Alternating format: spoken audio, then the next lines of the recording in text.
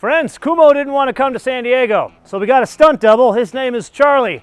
And Charlie, he wants to be somewhat domestic today and drive a hybrid around Del Mar, California.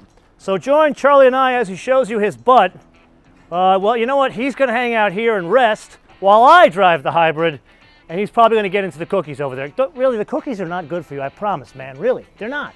And Kumo, he likes cookies too, but they're not good for him either. He chased a squirrel after cookies. You don't want to chase squirrels, do you? Okay, so we've agreed. No cookies for him, hybrids for you.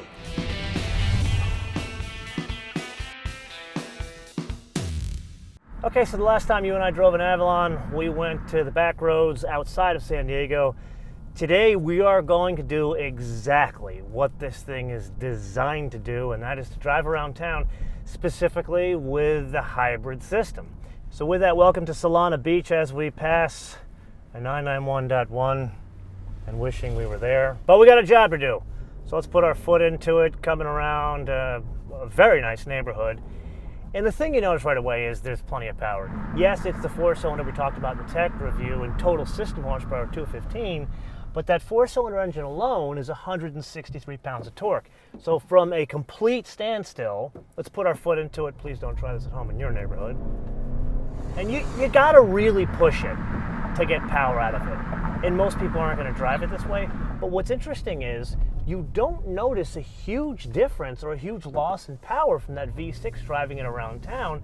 And here's why. Remember the V6, you and I had to put our foot into it to really get power out of it, because the way the power band works on that, you gotta be up almost 4,000 RPM to get any kind of power out of this.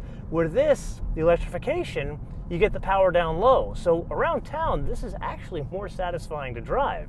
Maybe satisfying is the wrong word there. Perhaps usable is much more appropriate, because you have more torque at a lower RPM that's more usable in situations like this. If I need to accelerate around town, passing power. Now there are some adjustments here. There's eco, there's normal, there's sport.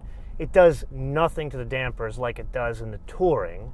And we've got a road closure here, so why don't we go and make a right turn and put it in sport mode. Really not any difference. Yeah, the throttle mapping changes a little bit. Bottom line, more usable torque at lower end than the V6.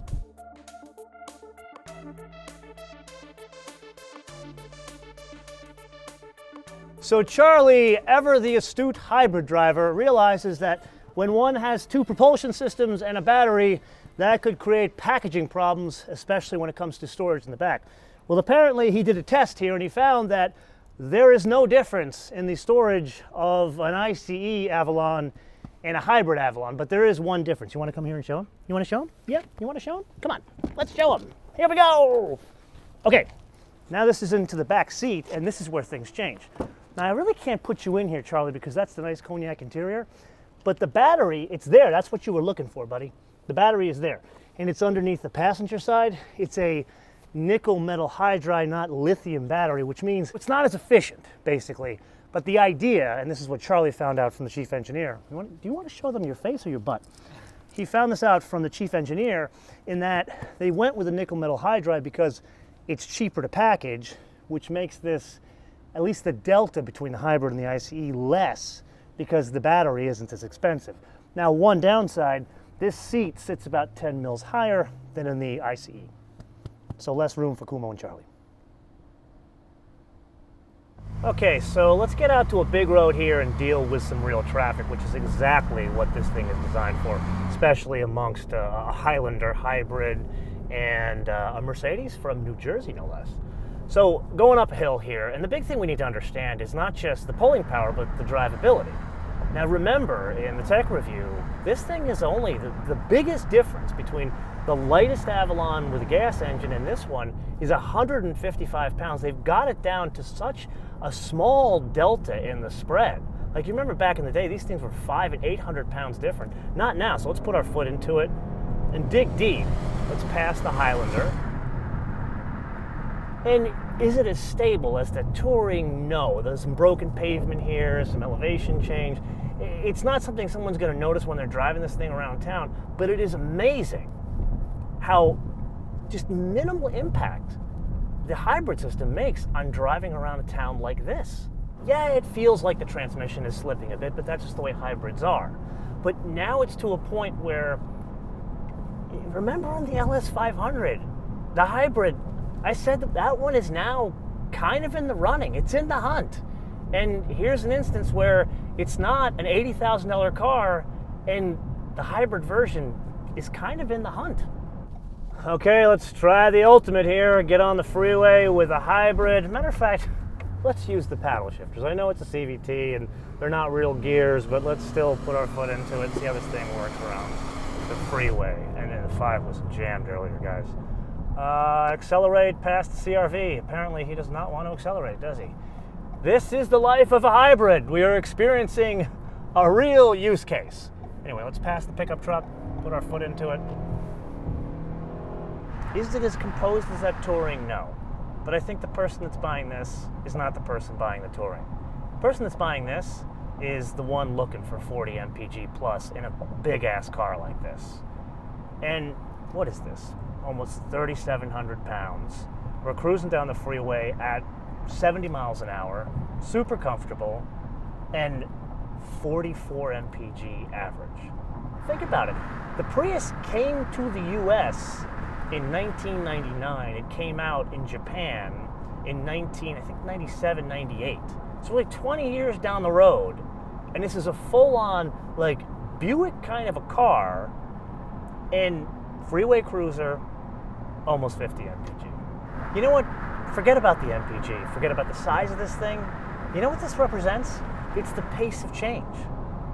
All the pieces that go into making this thing to do what a car like an Impala or a Buick LeSabre did back in the day at 15 mpg, we're doing it today at almost 50 mpg. And we're passing a bad accident with a Sonata that's been rear-ended.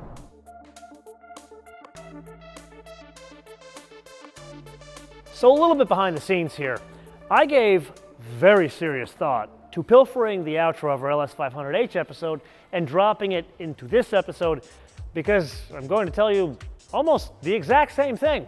Dynamically, the hybrid version of the Avalon is in the hunt against the gasoline version of the Avalon. But the reason why I couldn't do the cut and paste is because there's one other piece of information to share with you, and that is economically it's also in the hunt. You see, I have told you over many Ask MotoMan episodes that hybrids, they don't pay for themselves on a business case. Like, you gotta be an Uber driver, driving like 50,000 miles a year over 5 years to get that extra cost back in your pocket to get yourself even on the money. Well, the delta in the hybrid to the V6 is only $1,000. So one does not need to be a Lyft or an Uber driver to make the extra money of the second propulsion system pay for itself in an Avalon. So there's a difference between the LS500H and the Avalon. So I'm going to turn this around to you guys and leave you with a very straightforward question. Now that the delta is no longer this, it's this, would you be more likely to consider the hybrid version of the Avalon? Yes or no? Why or why not? And if you wouldn't, what other like alternative propulsion system would you choose in this size car? Let me know in the comments below or via our social media, MotoManTV all one word, MotoManTV all one word, Facebook, Twitter, and Instagram. And with that, you and I have done a hell of a lot of Toyota episodes, and this has had to sit here doing nothing for the entire Toyota shoots. So, as much as I love you guys, no more Toyotas for a while. I'm gonna get back to 600 horsepower. Until I see you next time, Bishopeta.